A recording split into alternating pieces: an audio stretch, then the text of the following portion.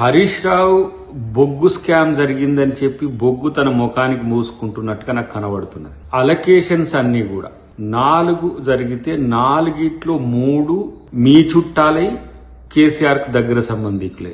అంటే కేసీఆర్ హరీష్ రావు చుట్టాలే, అది వినోద్ రావు గారి చుట్టాలు కూడా, మొత్తం మీ కుటుంబాలకే వచ్చినాయి. కాంగ్రెస్ స్కామ్ చేస్తే బీఆర్ఎస్ వాళ్ళకి ఎట్లా వస్తాయి బ్లాక్స్? సైట్ విజిట్ అనేది అందరికీ ప్రవేశం కల్పించిన అర్హత గల్లోళ్ళకి వచ్చినాయి. ఆ అర్హత గల్లోళ్ళు కూడా బీఆర్ఎస్ వాళ్ళే కదా. మరి బీఆర్ఎస్ వాళ్ళకి ఇస్తే అవినీతి జరిగిందంటే మరి అవినీతి మీ చుట్టాల నుంచి నీకేమైనా ముడుపులు అందలేదా, లేకపోతే నీకు ఇస్తాన్ని ఇవ్వలేనందుకు వాటిని రద్దు చేయాలని చూస్తున్నావా? కాబట్టి మధ్యన సృజన్ రెడ్డి గారిని లాగితే మరి ఆయన ఉపేందర్ రెడ్డి గారి అల్లుడే కదా, మరి ఆ కోణం ఎందుకు చెప్పట్లేవు? అంత అతి తెలివి, మీకు మాత్రమే తెలివి ఉందనుకోవడం. దాంట్లో మళ్ళీ బట్టి గారిని మధ్యన పెట్టేసి రేవంత్ రెడ్డి గారికి ఏం చెప్తారు, రేవంత్ రెడ్డి గారికి మీ బామ్మ ఇట్లా చెప్తుండంటారా? అరే బాబు, అసలు ఆడ అవినీతే లేదంటే నీలాంటి సొంటికాయగాలు చెప్పిన దాన్ని ఎందుకు పట్టించుకుంటాడు ముఖ్యమంత్రి? ఒక అబద్ధాన్ని నిజం చేయడానికి నువ్వు మీ బామ్మర్ది పడుతున్న తాపత్రయం మామూలుగా లేదు. అందుకనే మిమ్మల్ని బిల్లారంగా అన్నదనే విషయాన్ని కనీసం గుర్తుంచుకోకపోతే మేమేం చేయాలి? మిమ్మల్ని పట్టించుకోడు అసలు హరీష్ రావు, కేటీఆర్ ను ముఖ్యమంత్రి పట్టించుకోడు. మీ మామనే పక్కన పెట్టిండు. కేసీఆర్ నేను ఇంత పెద్ద అంత పెద్ద అంటేనే మీ మామని పట్టించుకోవట్లేడు. ఇంకా దానికి ముఖ్యమంత్రి గారిని దాంట్లోకి తేవడం, బట్టి గారి మీద తేవడం అంటే మీకు అబద్ధాలు రోజు చెప్పి చెప్పి ఎక్కడికి వచ్చిందంటే అబద్ధమేదో నిజమేదో తెలియని స్థితికి మీరు వచ్చిండ్రు.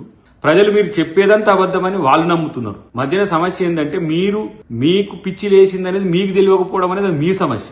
దానికి మేమేం చేసేది లేదు. జిల్లాలు తీసేసినామంటావు నువ్వు, సిద్దిపేట తీసేస్తా అంటుండ నువ్వు అంటావు, మీ బామ్మార్ది సిరిసిల్ల లేపేస్తాడు అని మీ బామ్మార్ది అంటాడు.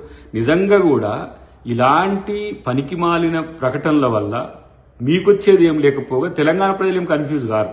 ఎవరు జిల్లాలు మారుస్తాను మీ బామ్మార్ది, కోళ్ళు స్కామ్ అయిందని నువ్వు అంటే మీ దొంగతనాలు బయటపడే టైంకు ఒక పెద్ద 2 గాయించుకొని వాటి మీద ముఖ్యమంత్రి గారిని ఉప ముఖ్యమంత్రి గారిని ఏదో టార్గెట్ చేసినట్టుగా మీరు మాట్లాడుతుంటే అందరికి కూడా ఆశాస్పదంగానే ఉన్నది. ఒకటి కాంగ్రెస్ పార్టీ ఈ రోజు అక్రమాలతోనూ అవకతవకలతోనూ చేస్తే కాంగ్రెస్ పార్టీ నాయకులకో కాంగ్రెస్ పార్టీ కేడర్కో అవి రావాలి. మరి అలాంటప్పుడు మీకెట్లు వచ్చినాయి? ఇంకా ఉపేందర్ రెడ్డి గారి కూతురుదైతే అంటే మీరు ఆరోపిస్తున్న మొట్టమొదటి అయితే మీ హయాంలోనే 2023 నవంబర్లో జరిగింది అది. కాబట్టి తెలివి లేకనో తెలివి తక్కువతనంగానో లేదంటే మాకే తెలివి ఉందని చెప్పి అతి తెలుగుతోనో మీరు చేసే ప్రకటనలను ఎవరు పట్టించుకోరు. కాబట్టి ఫస్ట్ మీ ఇల్లు మీరు చక్కదిద్దుకోరు. మీ ఇంట్లోనే నీకు మీ బామ్మార్దికి పడతలేదు, మరి మీ మామకు నీకు ఎట్లుందో తెలియదు, మీ మరదలేమో నీ మీదనే పడేడుస్తుంది. మీరు మీ సమస్యలకు వెళ్ళి బయటపడటానికి ప్రభుత్వంలో ఏదో అవినీతి జరిగిందని, ప్రభుత్వంలో ఏదో నష్టం జరిగిందని చెప్పి చికాకు మీకుంటే ఆ చికాకు ప్రభుత్వానికో రాష్ట్ర ప్రజలకు ఎందుకు కూస్తున్నారు? ఇది కేవలం ఒక ప్రాపగండా మాత్రమే. ఒక అబద్ధాన్ని నిజం చేయడానికి మీరు ఇంకా చేసే ప్రయత్నాలు మానుకుంటే మంచిది, లేకపోతే మీదే పరువు బజార్లో పడుతుంది. మీ ఇష్టం.